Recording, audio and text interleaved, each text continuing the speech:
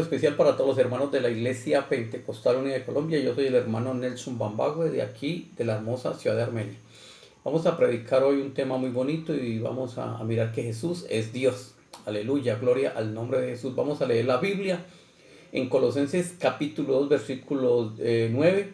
Dice, porque en él habita corporalmente toda la plenitud de la deidad, y vosotros estáis completos en él, que es la cabeza de todo principado y potestad. Gloria al nombre de Jesús.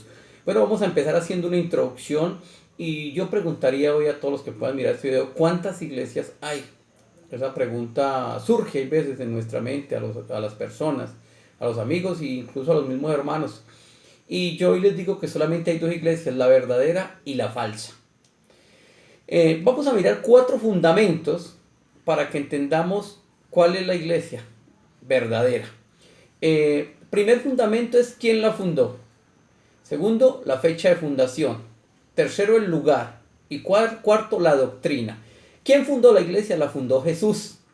La fecha de fundación en el año 33 con su propia sangre. El lugar, Jerusalén. Y la doctrina, monoteísmo. Mateo 16, 18 dice, y sobre esta roca edificaré mi iglesia. Jesús está diciendo que es la iglesia de él. Jesús es el personaje más polémico y controversial en toda la historia. No hay otro personaje que tenga más controversia y que sea polémico. Jesús es el más polémico y controversial.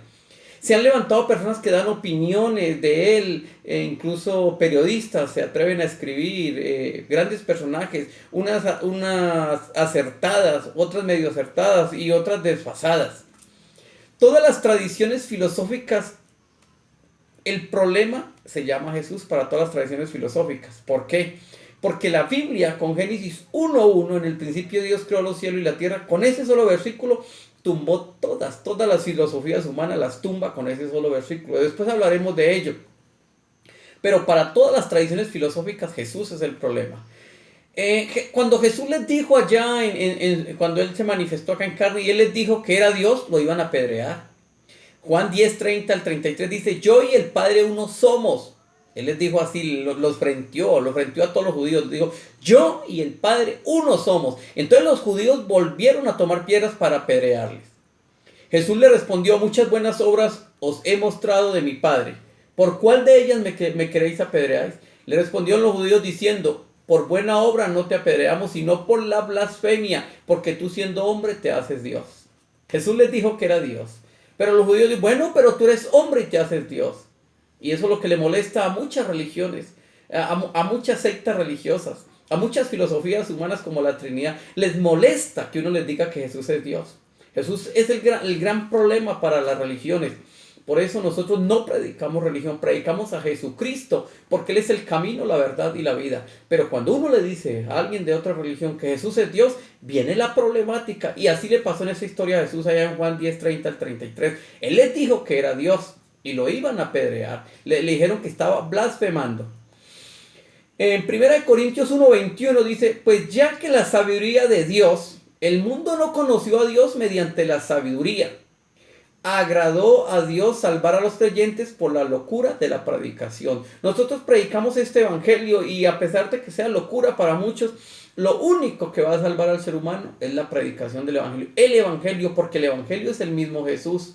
Entonces dice, mas para los llamados así judíos como griegos, Cristo, poder de Dios y sabiduría de Dios. Qué bonito saber que Jesús, del que yo estoy hablando, es saber que Cristo es el poder y la sabiduría de Dios. Eso es Jesús. Eso es lo que dice la Biblia ya en 1 Corintios 1:24. Cristo, Jesús es el poder y la sabiduría de Dios. Dice, pues mirad hermanos vuestra vocación, que no sois muchos sabios según la carne. Aquí en la iglesia usted no encuentra gente muy sabia según la carne. De pronto habrán unos estudiados y gloria a Dios por los estudiados, que tienen sus estudios, sus especializaciones, sus magister, muy bien por eso. Pero dice que no son muchos sabios según la carne, ni muchos poderosos. En la iglesia no hay gente que diga, millonaria, tiene mucha plata, poderoso. No, ni muchos nobles, no hay gente que sea de la nobleza, ni poderoso, ni sabio según la carne. Y entonces, sino que lo necio, y esta parte me gusta, sino que lo necio del mundo escogió Dios para avergonzar a los sabios. Y lo débil del mundo escogió Dios para avergonzar a lo fuerte.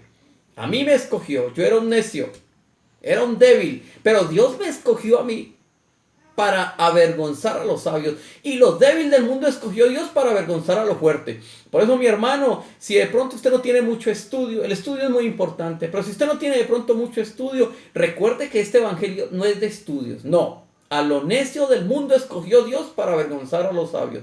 Dice el versículo 29, a fin de que nadie se jacte, nadie viene aquí a presumir. En la presencia de Dios, ¿quién va a poder presumir? Si lo más bonito de estar en la presencia de Dios es estar a sus pies, humillados allí, cogidos de los pies de Jesús. Eso es lo más hermoso. Y dice 1 Corintios 2:7, mas hablamos sabiduría de Dios en misterio, la sabiduría oculta, la cual Dios predestinó antes de los siglos para nuestra gloria. ¿Y usted sabe cuál es la sabiduría oculta aquí? Que Jesús es Dios sobre todas las cosas. Gloria al nombre de Jesús. Había estado leyendo este capítulo 1 y 2 de Primera de Corintios y tiene cosas tan importantes, cosas tan bonitas, y nos damos cuenta que esa sabiduría oculta que nosotros hablamos, dice, hablamos sabiduría de Dios en misterio, y esa sabiduría oculta que habla allí, la cual Dios predestinó antes de los siglos para nuestra gloria. Y esa sabiduría oculta es que Jesucristo es Dios. Dice, al que ninguno de los príncipes de este siglo conoció. Mire, a Dios, a Jesús no lo conocieron. La Biblia dice que a los suyos vino, pero los suyos no le recibieron. Toda esta gente tan estudiada como los judíos, esta parte del Sanedrín, estos ancianos, estos fariseos estudiosos, no conocieron a Jesús. Y no lo pudieron conocer porque no lo conocieron, estos príncipes no lo conocieron. Porque si lo hubieran conocido, nunca habrían crucificado al Señor de gloria. Pero como no lo conocieron, lo crucificaron. Antes bien dice, como está escrito, y esta parte que voy a leer, de pronto hay veces nos la enseñaron un poco diferente hace unos años atrás. Dice, antes que bien como está escrito, cosa que ojo no vio. ¿Y sabe qué fue lo que el ojo no vio allá en esa sabiduría humana? No vieron que Jesús era Dios. Ni oído yo, no escucharon las profecías de los profetas en la antigüedad, de Isaías, de Jeremías, no entendieron, ni oído yo, porque Isaías, Jeremías hablan muy claro de que Jesús es Dios sobre todas las cosas. Ni ha subido a corazón de hombre. El corazón del hombre está en una maldad y no ha podido entender que Jesús es Dios. Dice, son las que Dios ha preparado para los que le aman. Nosotros amamos a Dios y nos ha dado sabiduría y nos ha dado entendimiento. Y hoy, por la gracia y la misericordia de Dios, entendemos que Jesucristo es Dios sobre todas las cosas. Dios es uno. Yo no sé qué terminología debió de haber usado Dios para que le entendiéramos. Él usó frases como estas: yo soy Dios, fuera de mí no hay quien salve, fuera de mí no existe Dios, no conozco ninguno, mi gloria no la comparto con nadie.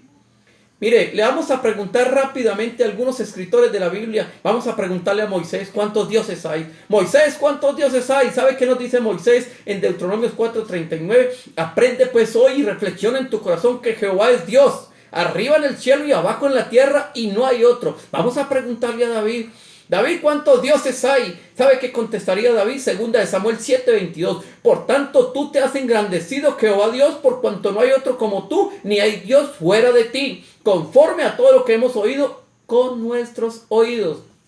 Vamos a preguntarle a Salomón: Salomón, ¿cuántos dioses hay? ¿Sabe qué va a responder Salomón? Primera de Reyes 8:60. A fin de que todos los pueblos de la tierra sepan que Jehová es Dios y que no hay otro. Y preguntémosle al último del Antiguo Testamento. Hay muchos, pero vamos a preguntarle al último. A Isaías, ¿cuántos dioses hay? Isaías nos dice, Isaías 44:6 dice: yo soy el primero y yo soy el postero, y fuera de mí no hay Dios. También dice Isaías 45:5 y 45:22. Y hay muchos versículos allí en el libro del profeta Isaías donde me habla que Jesús es Dios. Gloria al nombre de Jesús. Dios es uno solo. Ahora entendamos de que Dios es espíritu. Ese Dios, Dios no es una fuerza activa. Ese Espíritu Santo no es una fuerza activa como muchos lo quieren hacer ver. No, Dios es espíritu. Y Jesús es Dios sobre todas las cosas.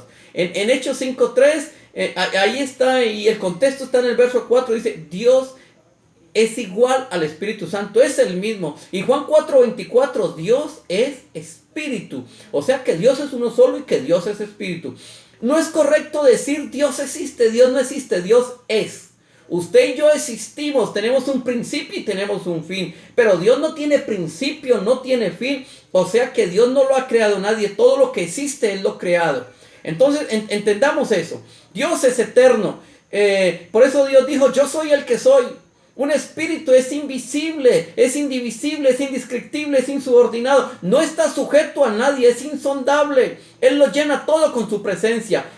Y lo último, Dios se manifestó en carne. Ese es el milagro más grande, que este Dios maravilloso se haya manifestado en carne. Nosotros en la antigüedad teníamos, los antiguos tuvieron teofanías y formas de que como Dios se había manifestado. Pero la manifestación más grande es que Dios se manifestó en carne. Y eso es lo que dice la Biblia. Grande es el misterio de la piedad. Dios fue manifestado en carne. Por eso, mi hermano y mi amigo que me escucha, qué maravilloso que nuestro Dios se haya manifestado en carne. Por eso leíamos que en Él habita toda la plenitud de la deidad. ¿Y sabe qué es plenitud? La máxima perfección. En Jesús habita la máxima perfección de Dios. Y la deidad, ser sobrenatural al que se le rinde culto. Por eso Jesús hay que adorarlo, hay que glorificarlo, hay que exaltarlo. Porque Él es Dios sobre todas las cosas. Y lo invito para que esto nos quede muy claro. Apocalipsis 4:2 dice que hay un trono establecido en el cielo y en el trono uno sentado. Los que crean en la Trinidad, ¿dónde están los otros tronos? ¿Dónde están para estos otros dos?